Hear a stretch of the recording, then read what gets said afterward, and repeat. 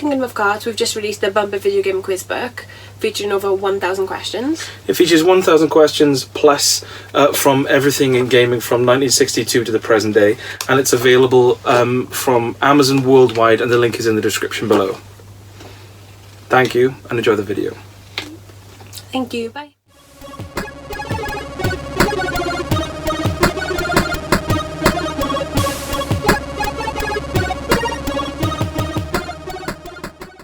Evening all, welcome to the third quiz, which is called...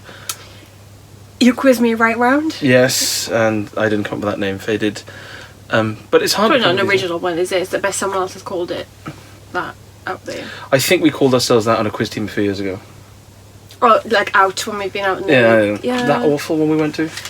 Oh, in the chapel or something. Yeah, where every question was about N64 music. Don't tell anyone, all music on the N64 sounds the same. So it was just like loads of like really bubbly music that sounded like it was recorded slightly underwater. We'll go straight into it. And yeah, and sadly we've missed a couple of them just due to Christmas and the New Year and things. Yeah. And just been busy and being very drunk. Very drunk, very drunk, very drunk. Can't believe Faye got that drunk. Of course I don't drink, so it's fine. That's not true. Yeah, we'll go straight into it. With the usual, we're going to do 10 questions. At the end of the video, we'll do the 10 answers. We've had a few comments and messages from people saying they didn't know the answers were at the end of the video. So they were like scrabbling them all down on bits of paper, and then of course... We should have mentioned that though. Yeah, so there's other people do differently, don't they? So there's answers at the end of the video, so we're not that harsh. We're not harsh taskmasters. right, let's get to it then, do you think? Yeah, let's kick off.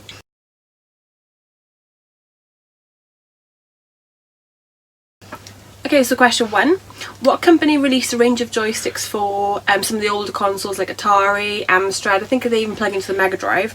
They're known as the Characteristic range, which which features the Terminator, Alien and Bart Simpson, to name but a few. So what company released these? The Characteristic range of joysticks. Impractical, unergonomic, but cool. Awesome.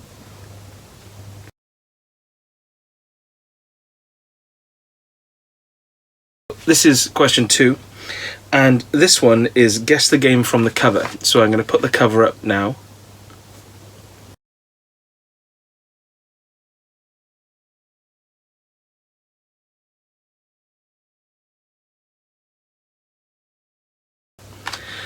And what you'll notice when you look at that cover, which is sort of a Persian scene, mystical Persian scene, like a man and a woman in quite a provocative position flying on a white eagle.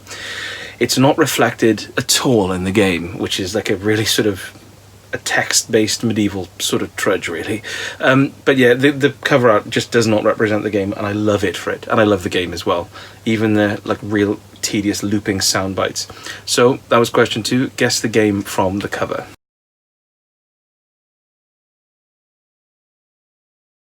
This is question 3, and this features one of my favourite types of brands. Yes, okay, so I was thinking you might give it away, but yeah. Okay, so, Tiger, yep, released a portable gaming console which featured a touchscreen in 1997. What console was it? And we'll give you a little clue. It's crap. Really good, actually. It wasn't. I had that for Christmas. Even Mr. Tiger, Bobby Tiger, whatever his name is, when he released it was like, oh, that's not very good. Well, we had 2 in our family, and they're brilliant. I'd rather have Cole. They were brilliant games on it. Anyway, moving on to question 4. Yeah, okay. So,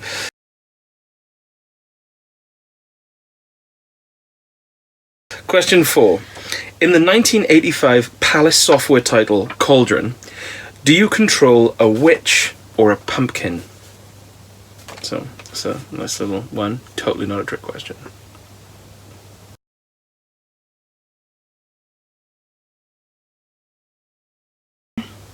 Question 5.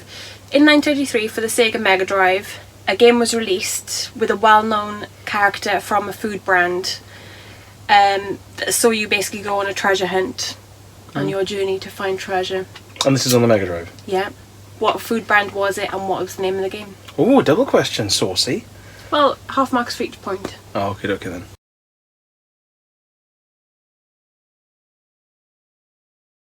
So this is question 6, and this is Chase McCain. What a name! Which rhymed. I write songs as well. Chase McCain is the protagonist in which game originally released on the Wii U? Probably one of my favourites on the Wii U. One of mine as well, surprisingly. It's funny. I just like games that are funny, and that was just astonishing. The little cut screens were hilarious, weren't they? Yeah, really good. But they've been re-released, little tip, on a clue rather, not a tip, on the PS4 and stuff now, and I can imagine it would be really tasty with the upgraded power that the systems have got. So we'll have to play that as well. In fact, it's on Game Pass. I've installed it on Game Pass. Something we could do tonight. You devil. That was question 6.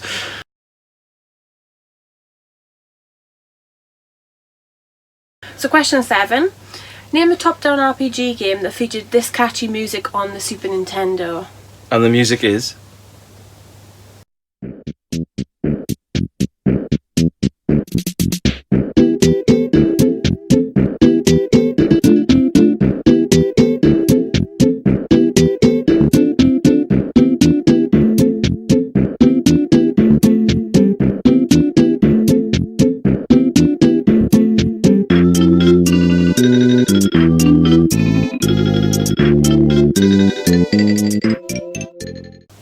Yeah, I absolutely love this game, and I've only now found out about it the last couple of years. I think we both didn't really grow up with Super Nintendo games, so it's really nice to come across them now. Oh, really? I did, yeah. Yes, you were the back. No, both my brothers had a Super Nintendo each, and... or Dennis and Quaid. Yeah, so we can call them that if you want. I will call them that. And they grew up with various games. We didn't play that, we played like Star Wars, there's Taz game and Super Mario World and things. But that Taz game, you were the only person in the world again who likes. I just realised you like a lot of crap things, including me. But no, it's true that the Taz game is really maligned. I've never played it.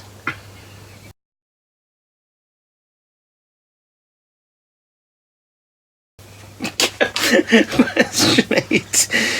What was the name of the voice actor that provides the voice of Geralt of Rivia in the Witcher game series? Replaying Witcher 3 now, like millions of people, I watched the show, thought that's kind of cool, and I'm just replaying it. I have no problem with it. So yeah, question 8 is name the voice actor that provides the voice of Geralt of Rivia in the Witcher video game series.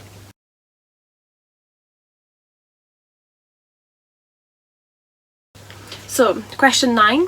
Guess the game from the synopsis, but I'm not including the 2 sprites because that may give it away. Okay. I don't think you know this. Join 2 kindred spirits in a fantastic 3D world of magic and mystery as they bounce, tumble and jump through 18 massive and diverse levels in search of the wishing machine. I grew up with this game, and maybe it's a nostalgic thing, but it's a really good game. I actually don't know the answer to that. And it came out on the PlayStation 1 as well. Now I do. A little clue. Yeah.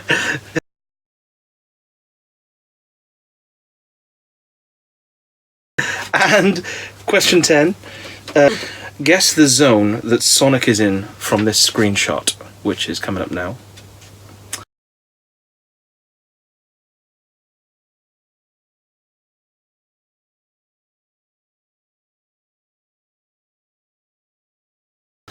And that's it. That's the quiz question. Yeah. That was the 10 questions. So that's it. That's the end. Now we will go. Good luck. Yeah, good luck. And we'll play some nice music now to sort of give you a few seconds to think. And write down your answers. And we're back in a sec with the answers.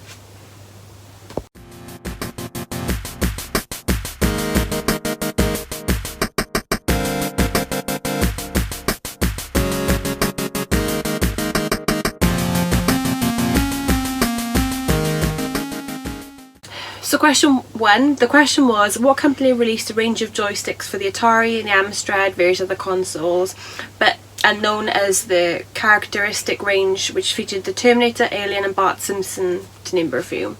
And the answer is... Oh, me, Cheetah. The Cheetah characteristic range, of which we have one here. This is the Bart Simpson one. Oh, you've got one there. Oh, Sonic just fell. A bit of glare. They're really cool, but they are not practical. How about that Alien Especially one? the Alien one. Do you want to grab it? Yeah. Spit out, so this is the Alien 3 joystick. Do a bit of an unboxing. I've got a certificate to the back of that somewhere, which I keep finding. a certificate that just says, "Hey, from Cheap, sorry about this. It's really impractical." It's really cool. It's a really cool joystick really nice. to look, but can you imagine, like... It's really tough to hold it, isn't it? Yeah, it's not... It's probably one of the better ones, really, because the Terminator one is just a silver head. Question 2 is, guess the game from this edited cover.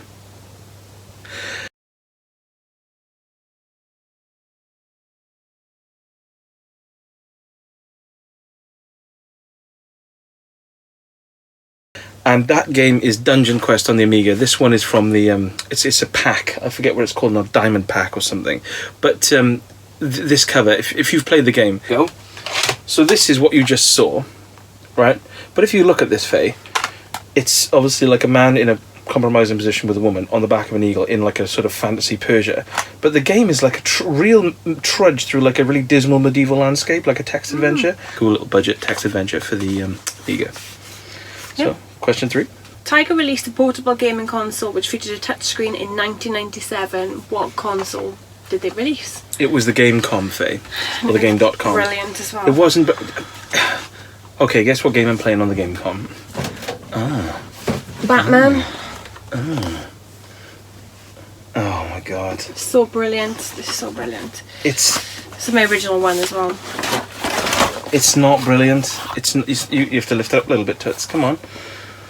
But it's not good. It's really not good.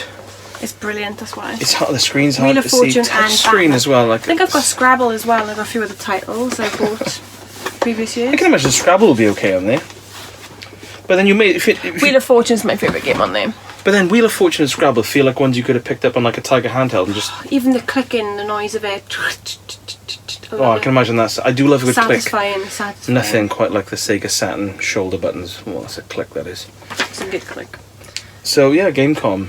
And if you like it, if you genuinely like it, comment below in the comments, obviously, because I don't think anyone will, because it's crap. Yes, you at the back. Okay, so question 4 is, in the 1985 Palace software title Cauldron, do you control a witch or a pumpkin? And the answer is... A witch. It is true. Because you play the pumpkin in the second one, isn't it? Yeah, because the full title is Cauldron 2... Revenge of the Pumpkin. Oh my god, what is it? Again, I've got it here. Cauldron 2, The Pumpkin Strikes Back. They're quite similar titles, but it's really nice artwork actually on them. Get rid of that glare, there you go. Okay, question 5. In 1993 for the Sega Mega Drive, a game was released featuring a well-known character from a food brand. So you basically go on a treasure hunt and find treasure. Right. The answer was McDonald's and McDonald's Treasure Land. Is it? We've got that. Adventures. Is it here? Yeah. I can see Global Gladiators. It's there, just there, look. So this was the game. I think I picked this up over a year back, or a couple of years ago, and it wasn't the cheapest one to pick up. No, good deal though. But it was a really good deal on eBay, actually. It's made by Treasure, isn't it? And it makes it like a slightly above. Because Treasure obviously known for their tasty games. But I used to like Mick and Mac, but I'm sure this is one player. Yeah. Mick and Mac Global Gladiators, one player game. You'd want to play two. I want to play two players. I want to be Mick and Mac. Or play with a friend. And Joe and Mac Caveman Ninja, wasn't it, as well? Joe and Mac Caveman Ninja, which was 2 players, good. The next question. Chase McCain is the protagonist in which game originally released on the Wii U? And the answer is... Lego City Undercover. Yes, which is an amazing game. Really, really, really funny. And I've got it, much like West of Loathing, I keep any game close to my heart that genuinely makes me laugh throughout. And not only that, but it's a really cool, nifty story, and then it's just a really beautiful world to explore, and it's just addictive picking up Lego blocks. And it was a bit different to other Lego games, which were a bit formulaic. It just felt a little bit different. And it was fun, wasn't it, and funny? It's fun and funny. Oh. So it's just a game you should. If you haven't played Lego City Undercover, you really should. It's on Game Pass at the moment, and it's £1 for 3 months on Game Pass. So get on that. So the question was, name the top-down RPG game that featured this catchy music on the Super Nintendo.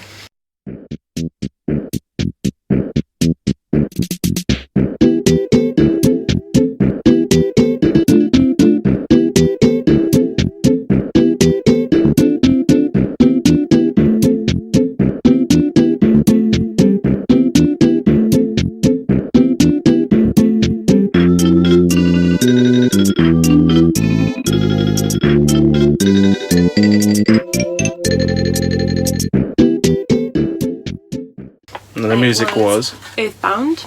Yeah, which is an amazing game. But yeah, we got it on the Super Nintendo Mini because we hadn't played Earthbound before, either of us. Not me, because I never really had a Super Nintendo growing up or had any friends with one. Or had any friends, really. Wah, wah, wah. But then with but having the Super Nintendo Mini, it opened my eyes to a lot of the games because it was expensive at the time anyway. Pardon me, expensive anyway. But it's such a good game, isn't it? The music at the levels is really catchy. I did keep getting quite lost on the map a few times. You find that a lot with those games, and it's just a little bit vague on what to do next. But a genius, you glance at a guide, off you go. But it's so weirdly joyful. It's got like a real Goonies feel to it. I'd love to own like an original copy. I think a lot of people would like to own an original copy of Earthbound. It's so expensive, aren't they? Yeah, it's like £2 or something. So we'll stick to a Super Nintendo Mini. But we're going away soon, so we'll take that with us to play in the hotel. To play Earthbound non-stop. Non-stop, not leave the hotel, straight back to Blighty. What is the name of the voice actor that provides the voice of Geralt of Rivia in the Witcher video game series? And his name is Doug Cockle, and what a man he is. I saw a picture of him today, actually, with just a big, bull moustache. Good, didn't care. But yeah, Doug Cockle's tones have been growling at me for nearly a decade, and Henry Cavill did a good job as well. I just like Geralt growling at me, to be honest. I do like Geralt as well. You fancy Geralt, that's different. I like him, you fancy him. I don't like him. Yeah. He's got so many scars. You could strike a match on that man's back. He's got so many scars. Yeah, bless him. Bless him, he's terrible at buttering bread. Question 9. Join two kindred spirits in a fantastic 3D world of magic and mystery as they bounce, tumble, jump through 18 massive and diverse levels in search of the wishing machine. And the answer was Pandemonium. Yeah. So I loved that series. I played it as a kid because it was obviously when we met and you showed it to me and you said it was one of your favourite games. I kind of remembered it, but then when I replayed it I thought, this actually is really cool, that kind of pseudo... I'm a big fan of 2.5D games when it's obviously on a 2D... It makes out it's on a 3D plane, but it's actually 2D, and it does give you that sense of really making progress through a world, and I do quite like it. I think, from the top of my head, the two sprites in it are Fergus and Nikki. That sounds right. I'll say that. I don't really know. I hope it's right, because otherwise I'm wrong. Who's the one with the little jester with a stick? Is that Fergus? Fergus, and then the one with a short bob is Nikki. I probably fancy her. Berna? Yeah. Gives a solid 9 out of 10 from me. So the last question. Yeah, the last question is, guess the zone that Sonic is in from this screenshot, which was...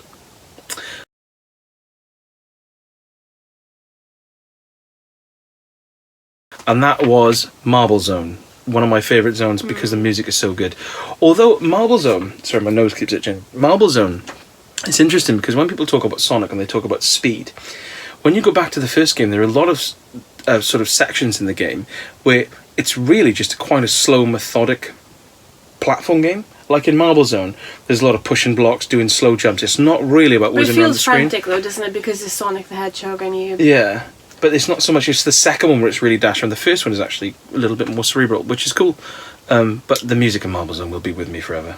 I loved... I like the bubbles. The Carnival Zone, is it?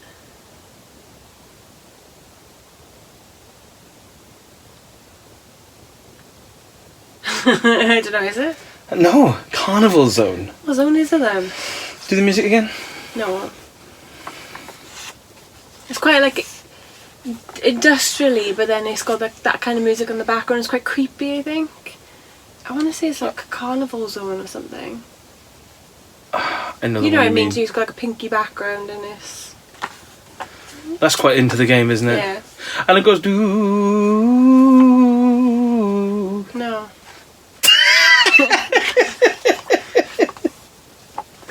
Okay. We're not playing Luigi's Mansion. We're going to find out what this zone is called.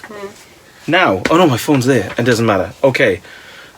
So that's it. 10 questions given, 10 answers given. I hope everyone had a really good Christmas. Yes, and Happy New Year as well. Yeah, and I hope there's a lot of gaming going on because we've 2020. We've really tucked into some gaming.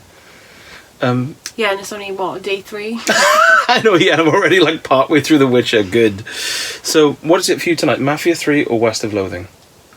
Mafia 3, I think. Oh, really? That's your film, Yeah, is it? because West of Loathing, I can do that when I'm in bed on the laptop, so I'll do that later on. Oh, you're going to double up, do you? Maybe when you're playing West of Loathing, I'll tuck into some Witcher, who knows? We know it's going to happen. Yeah. So much love to everyone, and see you next week for the quiz. Bye-bye. Bye.